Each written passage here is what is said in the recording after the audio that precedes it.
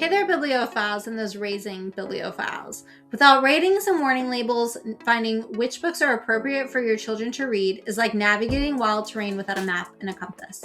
I don't know about you, but I have been burned more than once handing my child a book that I thought was clean and appropriate for them to read. I'm a fellow mom, educator, reading specialist, and literary enthusiast trying to find great books for my children and yours to read. So if you're looking for a real review from a mom with a biblical worldview, then welcome and enjoy this week's book review. So this week's book review is for The Gauntlet by Riazi. Hopefully I didn't butcher her name too much. This particular book is very reminiscent of Jumanji. It is Farrah's birthday and her aunt brings her a special gift. Unfortunately, the game has a mind of its own and it's not what her aunt had actually intended to give her. So I'm a little bit ahead of myself. I'm going to take a moment and I'm going to just read to you a little bit of the opening of the book, just to give you an idea of the writing style. Now, this particular book has a prologue, so I'll read the prologue.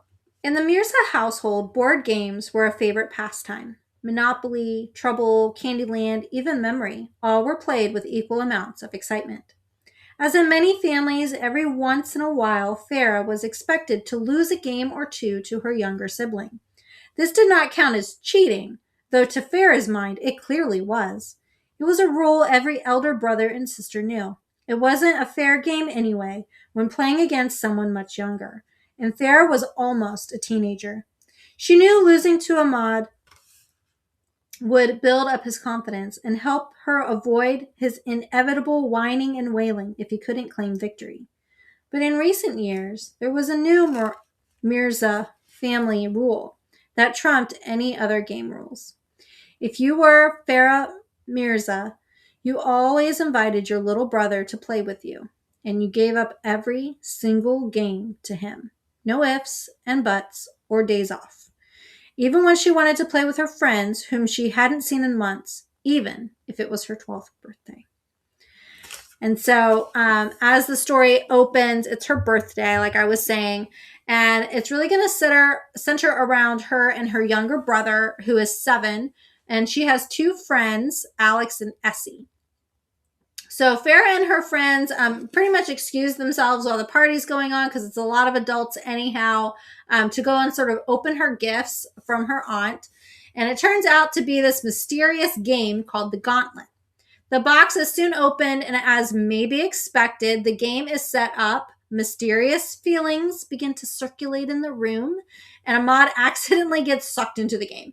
And as a result, Farrah and her friends have to enter the game in order to get him out. Because of Ahmad's age, the game actually doesn't recognize him as a player. So Farrah and her friends are recognized as players, and so they have to actually play the game as they are searching for her brother and trying to rescue him.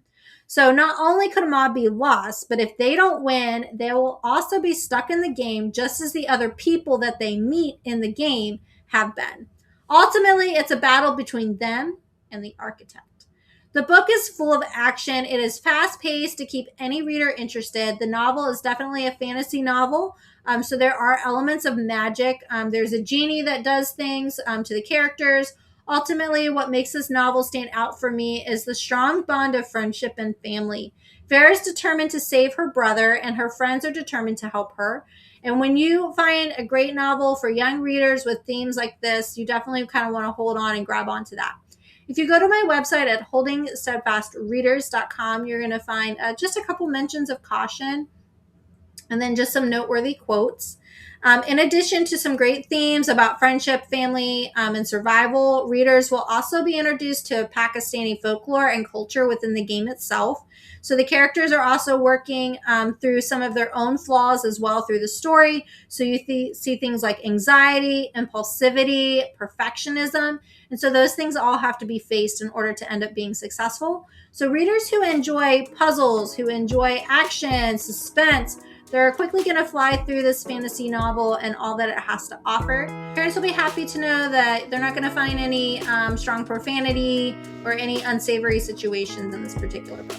And hopefully that is helpful to you as a parent trying to find great things for your children to read. And I hope that you'll join me next week for another book review.